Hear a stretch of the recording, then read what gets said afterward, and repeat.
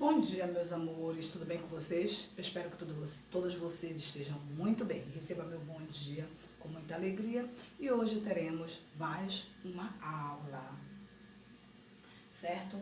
Nossa disciplina será Ciências e iremos concluir o assunto sobre os animais vertebrados e invertebrados. Hoje falaremos sobre a sua classificação. Para que você possa acompanhar, pegue lá o seu livro Brincando com Ciências, onde você irá encontrar nas páginas 108 até a 122 os seguintes assuntos: animais vertebrados, peixe, anfíbios, répteis, aves e mamíferos. E nos animais invertebrados nós iremos falar sobre o exoesqueleto, os parasitas, o mundo dos insetos e a metamorfose dos insetos. Vamos lá?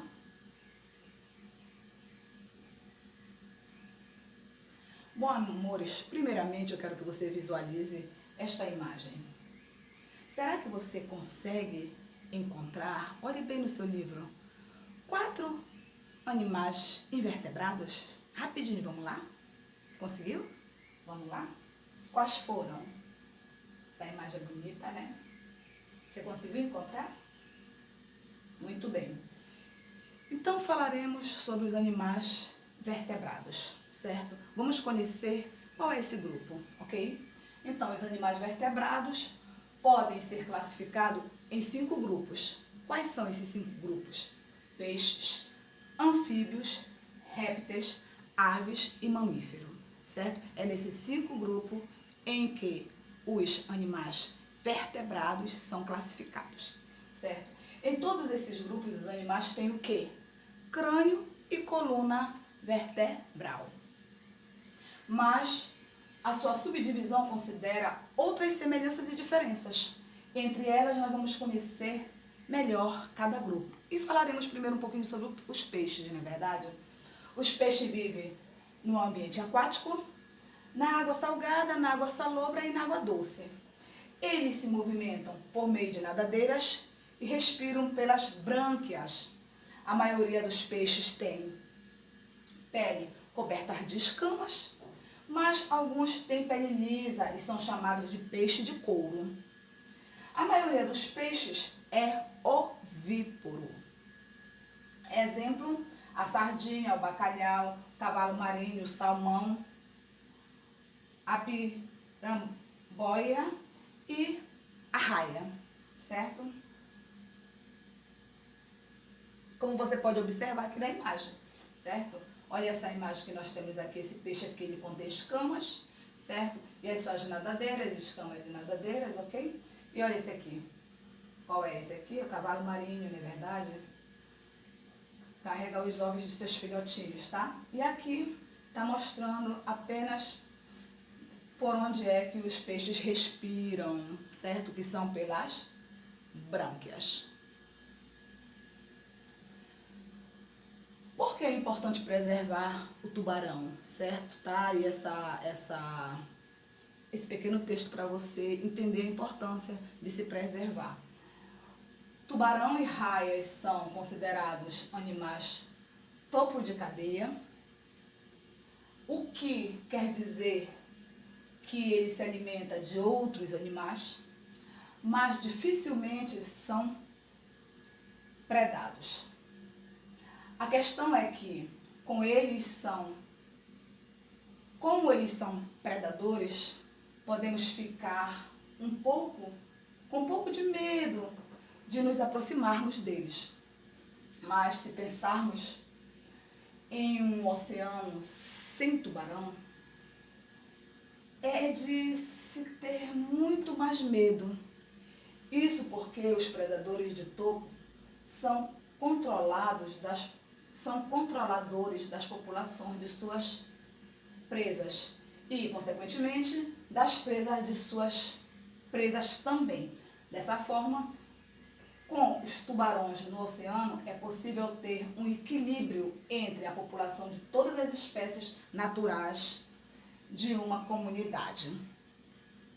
Quando compramos estas carnes ou estes produtos, incentivamos a pesca desses animais, que não pode, que tanto demora a se reproduzir, muitas vezes não conseguem se recuperar, tendo suas populações locais dizimadas, certo?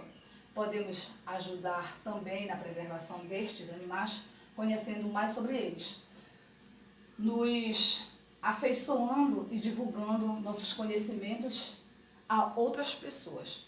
Dessa forma, criaremos uma corrente de proteção a esses animais, certo? Aos tubarões e às raias, ok? Olha aqui o tubarão, olha aqui a raia. Vamos falar um pouquinho sobre os répteis. Os répteis são encontrados em diversas partes da Terra, mas assim como os anfíbios, a temperatura de seu corpo depende da temperatura do ambiente. E é por isso que eles não habitam as regiões frias, tá? Entre os répteis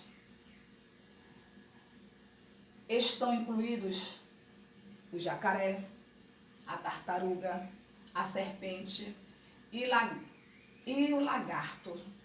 O corpo pode ser recoberto por escamas grandes, como o dos jacarés, por exemplo. Escamas pequenas, como os das serpentes, e por carapaças formadas por placa, como a das tartarugas. Como você pode observar aqui, olha, nós temos a tartaruga, que tem a carapaça, olha aqui, olha. Esse aqui é o jacaré, tá? E aqui nós estamos observando a cobra e o nascimento da tartaruguinha, ok? Aqui é para você analisar de que forma eles contêm as suas coberturas, né? As aves. As características que diferenciam as aves de outros vertebrados são penas, o bico e a asa. Tá aqui, olha. As penas, o bico e a asa. A maioria das aves voam, mas algumas, como no caso a ema, o avestruz e o piguí, não voam. Outra característica comum desse grupo é que as aves respiram por meio dos pulmões. E as fêmeas são o quê? Ovíparas. Ou seja, põem ovos. Ok? Pode observar aqui a imagem.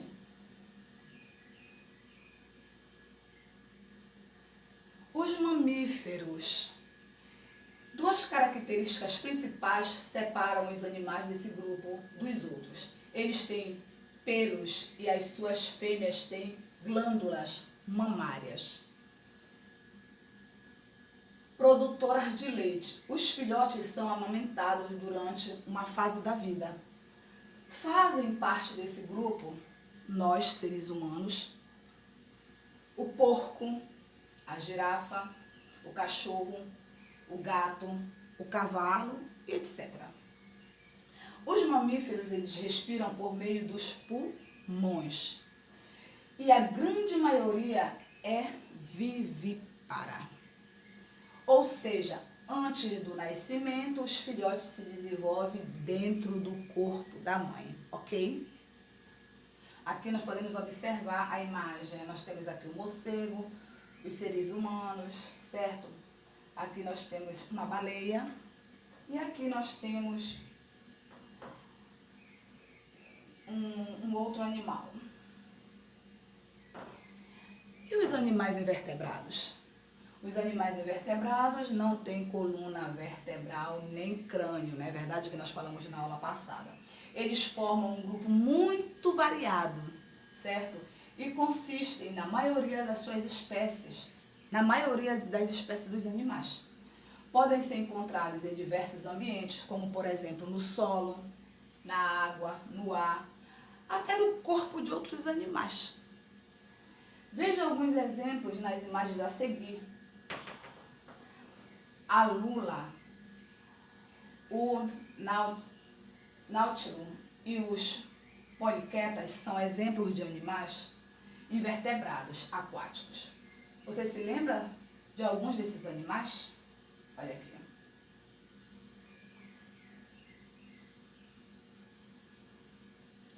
Os invertebrados vivem fora da água e são muito conhecidos. Alguns vivem no solo, como por exemplo a minhoca, a lesma, a centopeia e o tatuzinho de jardim.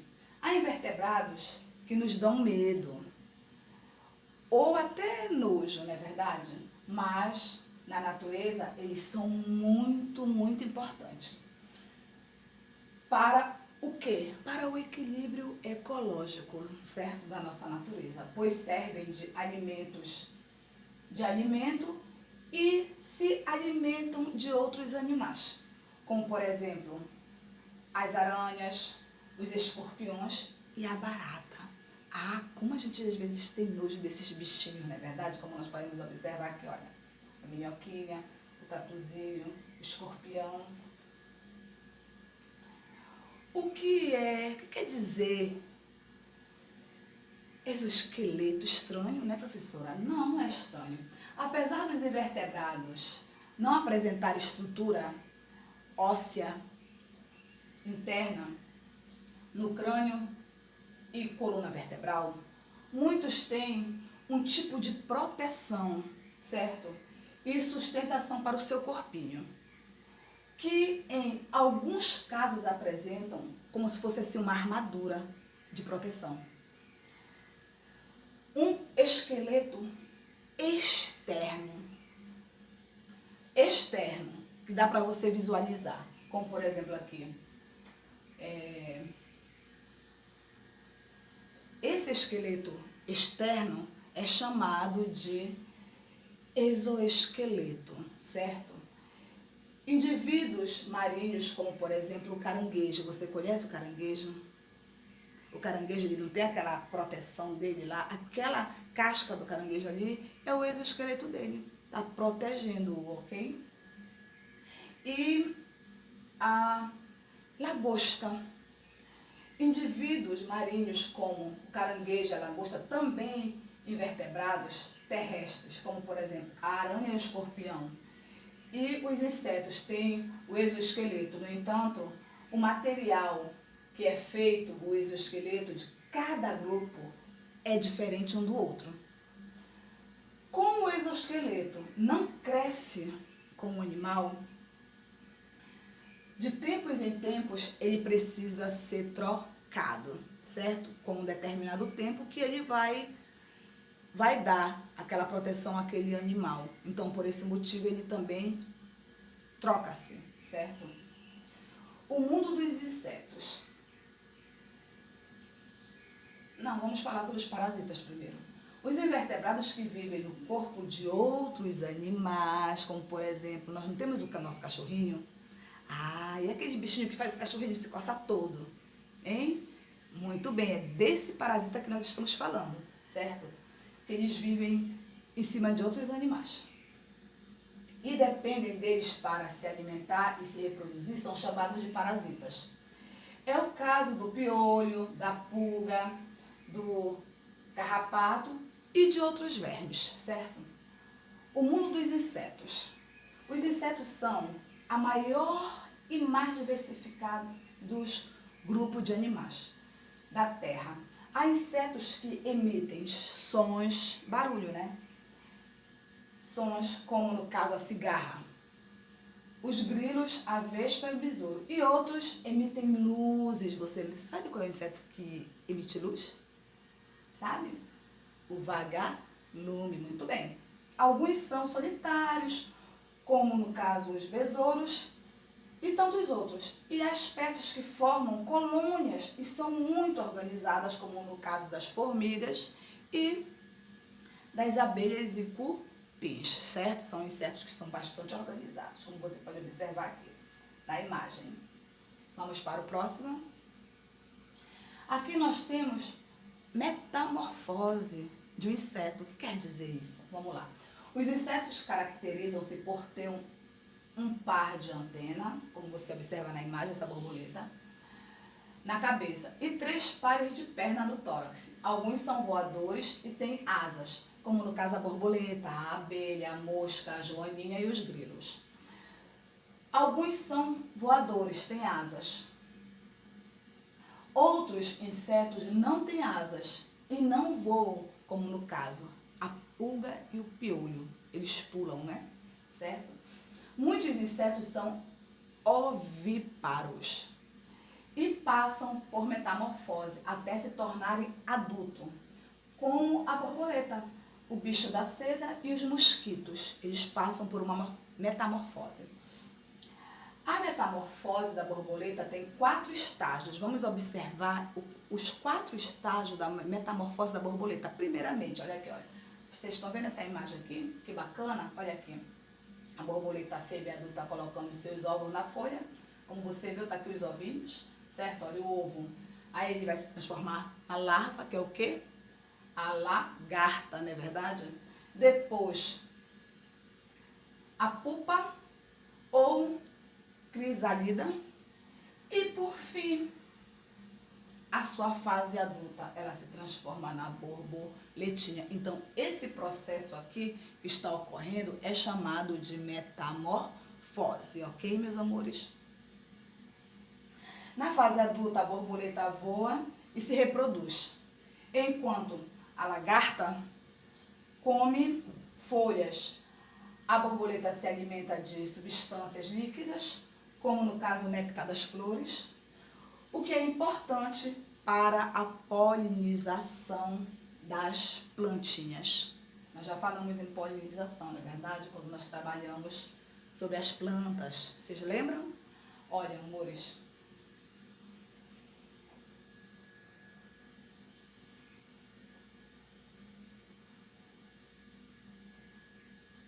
Vamos voltar aqui um pouquinho.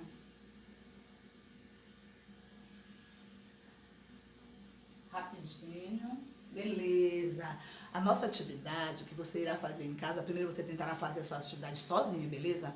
Depois você vai fazer as suas correções aqui no nosso vídeo. Qualquer dúvida, fale conosco pela plataforma, que a tia vai, a qualquer momento a tia vai estar respondendo para você, tudo bem? Certo? A tia não fica direto, mas quando a tia tem aquele espaçozinho, a tia responde as suas questões, tá bom? Então, aqui no livro de ciências, na página 112, 115, 116, 117 e 121, é onde nós temos as tarefinhas que serão feitas, certo? Então, nós temos aqui as primeiras questões, olha aqui, ó, que bacana.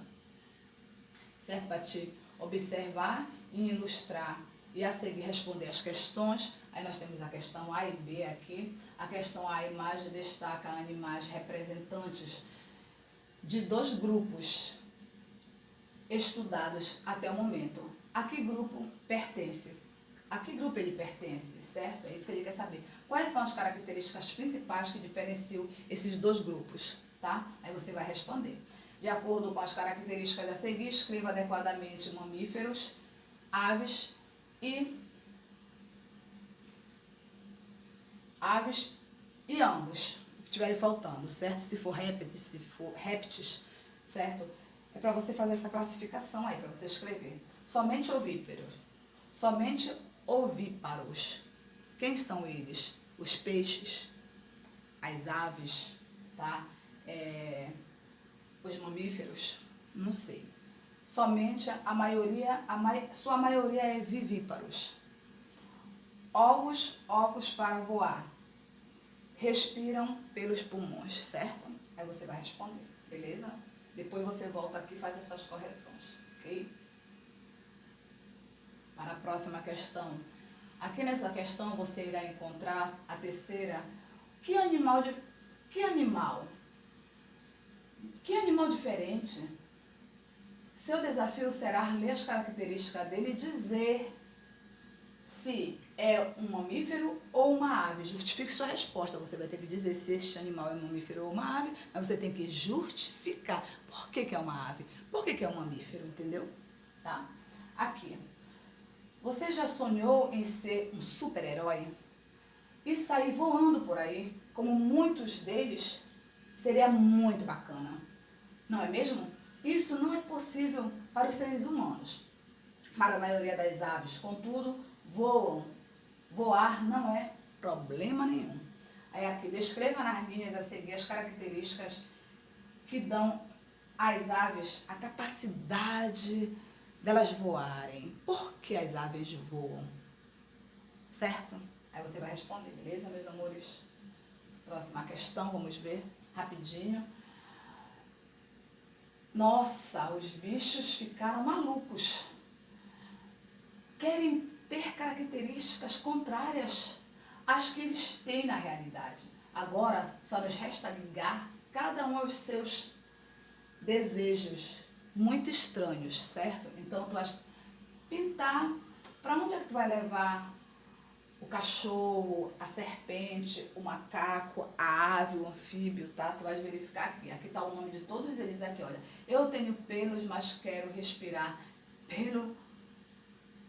pela pele, como os pontinho de pontinho, como os quem? Aí você vai colocar lá a resposta. Depois você verificar que se está corretinho. Aí você tem que pintar para encontrar, tá bom?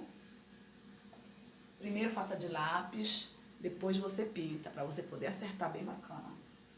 Ok, meus amores? Próxima questão. Vamos ver qual é a próxima. Aqui nessa atividade, qual é a principal característica dos animais do grupo dos invertebrados? Tu tem que dar as características dos invertebrados. Aqui tu vai marcar um X, já está até a resposta, que você pode comparar ao exoesqueleto de uma formiga.